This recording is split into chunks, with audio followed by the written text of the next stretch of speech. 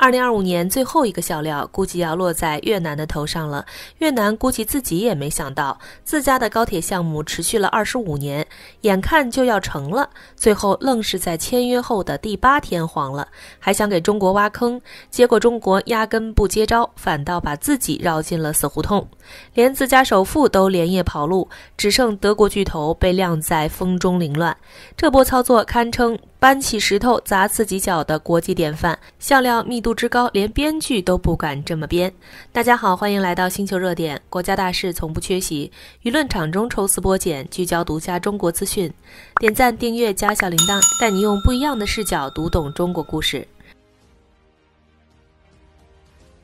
這次的故事得從2025年12月17日說起。這天，越南搞了個大場面，國內最大民營企業 Vingroup 旗下的 Winspeed 跟德國工業巨頭西門子交通集團正式簽約，要聯手推進越南首條高速鐵路項目。簽約儀式規格高到離譜，西門子全球 CEO 邁克爾·彼得親自飛赴河內。德國駐越南大使格奧爾格·巴爾特全程見證，那陣仗仿佛越南高鐵馬上就要通車運營，從此躋身高鐵強國行列了。按照雙方公布的協議，西門子要給越南提供最新一代的 Velaro Novo 高速列車，最高運營時速超350公里，號稱能耗比上一代低30%，能大幅降低運營成本。合作範圍也不局限於賣車，還包括信號系統、運維支持和本地化能力建設。初期先搞2條城際線，目標2028年商業運營。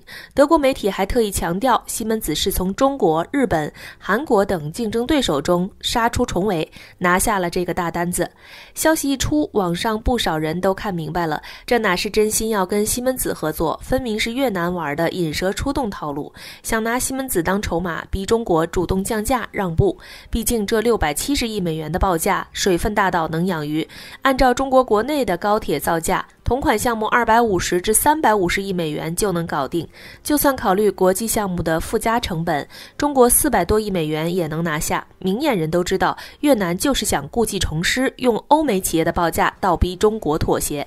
可讓越南萬萬沒想到的是，中國這次壓根不上當，全程冷眼旁觀，沒半點要下場競爭的意思。更搞笑的是，這場精心策劃的簽約大戲剛唱了8天就徹底穿幫了。12月25日 Vingroup 突然向越南政府發函，宣布退出高鐵項目投標，理由是要集中資源投向其他重點基礎設施項目。自家首富潘日旺旗下的核心企業說撤就撤，留下西門子一個人在原地蒙圈。這波操作直接把越南高鐵項目定在了國際笑柄的恥辱柱上。那為啥越南首富會急着跑路呢？真相讓人哭笑不得。Winspeed 本來只願意出20%的自有資金，剩下80%居然要求越南政府給他提供35年期的無息借款，合着這不是企業接項目，是想空手套白狼，讓國家掏錢給自己做生意。越南財政部也不傻，直接拒絕了這個離譜要求。連官方都覺得高鐵項目盈利難度大，自己墊錢給企業建風險太高了。小編覺得這事兒荒誕到了極點。越南找中國建高鐵時，要求中國給35年無息借款，還得無償轉讓核心技術，轉頭找自家企業建。企業提出同樣的要求，越南卻立馬翻臉拒絕，合着好處都得你占，風險都得別人扛。這種雙標的操作，也難怪沒人願意跟他合作。更諷刺的是，就在 Winspeed 宣布退出的前一天，他的競爭對手長海集團剛完成了一筆關鍵增資，通過派發股票股息，把注冊資本從30.4萬億越南盾提到了40.5萬億越南盾，新增資金超10萬億越南盾。明眼人都能看出來，這是在為競標高鐵項目儲備資金。長海集團的股權結構也很有意思，董事長陳伯陽家族占73%股份，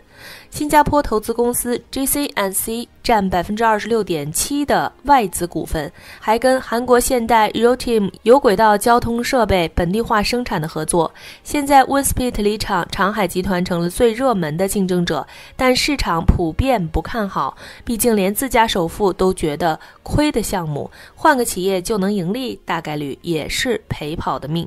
現在再回頭看越南的操作，不少網友調侃，這根本就是越南和西門子合謀的一場假簽約，目的就是騙中國下場，結果中方不為所動，假戲沒法真做，只能讓首富趕緊撤資收場。雖然這只是網友的猜測，但從越南一貫的行事風格來看，還真有這個可能。畢竟這些年他在高鐵項目上的反覆橫跳，早就把自己的信譽敗光了。其實越南搞南北高鐵的想法早在2001年就提出來了，至今已經25年，別說通車，連1公里都沒建成。為啥一個看似剛需的項目能拖這麼久？這就得從越南的國情和那點小心思說起了。從地理和經濟需求來看，越南還真有建南北高鐵的必要性。越南地形狹長，南北跨度長達1600多公里，人口過億，而且形成了2個核心人口密集區。北邊以首都河內為中心，是政治中心；南邊以胡志明市為中心，是經濟中心。要是能修一條高鐵，把南北連起來，確實能極大提升運輸效率，激發經濟發展潛力。用咱們中國人的話說，就是要想富，先修路。這個道理越南也懂，可懂歸懂，操作起來全是算計。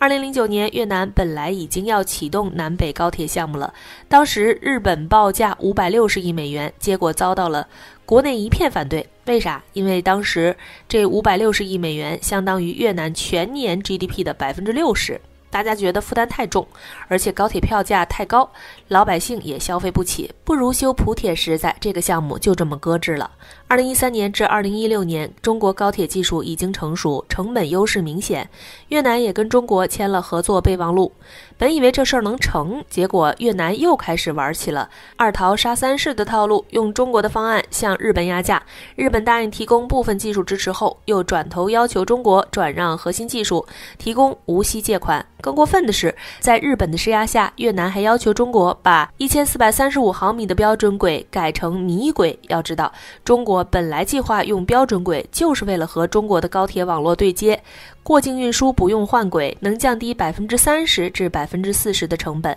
越南的這些無理要求，中國自然不會答應，直接退出了項目。歐洲企業也因為越南的苛刻條件先後離場。最後，日本看到風險太大，要求漲價被拒後，在2016年2次撤資，項目再次擱置。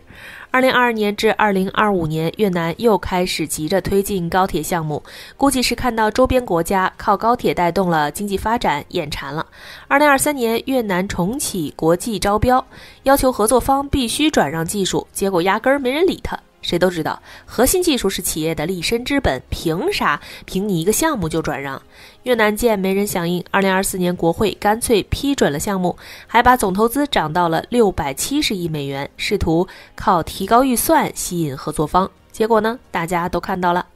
不過越南之所以這麼反覆橫跳，核心原因還是想複製中國高鐵的成功路徑。看到中國當年通過引進、消化、吸收再創新的模式，快速掌握了高鐵核心技術，就想照貓畫虎，用市場換技術。可他忘了，中國當年之所以能成功，一是有龐大的國內市場作為支撐，能讓企業攤薄成本，持續迭代技術；二是有強大的工業基礎和科研能力，能把引進的技術吃透轉化；三是有統一的規劃和執行力，不會像他這樣反覆內耗。而越南呢，首先它只有一條南北高鐵的市場，體量太小，根本不足以支撐技術的消化和迭代。其次，工業基礎薄弱，就算拿到核心技術，也沒法實現本地化生產。更重要的是，越南內部南北方勢力勾心鬥角，一個項目往往會被另一方刻意攪黃，缺乏統一的執行力。最關鍵的是，他把合作當成了算計，總想空手套白狼，既不想出錢，又想拿技術，這種心態怎麼可能做成事？中國當年搞高鐵時，用二桃殺三士的策略，讓西門子、阿爾斯通、日本等企業互相競爭，最終拿到了技術和優惠價格。但中國的成功是建立在有龐大市場這個桃園的基礎上，而越南只有一個桃子，還想玩同樣的套路，簡直是東施效顰。現在好了，中日韓等主要高鐵技術國都看清了越南的真面目，達成了罕見的共識。這活沒法接，只剩下西門子還被晾在那裡，估計也是追悔莫及。說到底，越南高鐵項目的困境都是自己作出來的，想發展又不想付出，想合作又滿是算計，把國際合作當成了耍小聰明的遊戲，最終只會淪為國際笑柄。小編覺得，越南要是真想來真的，就得放下那些小心思，真誠對待合作夥伴，要麼接受合理的合作條件，要麼就自己出錢出技術慢慢建。要是還想着挖坑算計別人，別說25年，再等25年也建不成一條高鐵。好了，今天的內容到這裡就結束了。如果你喜歡小編的影片，還請大家多多點讚轉發，讓更多的人一起見證中國進步。關注我的頻道，這樣既能回顧往期視頻，又不會錯過之後的精彩內容。那我們下期節目不見不散。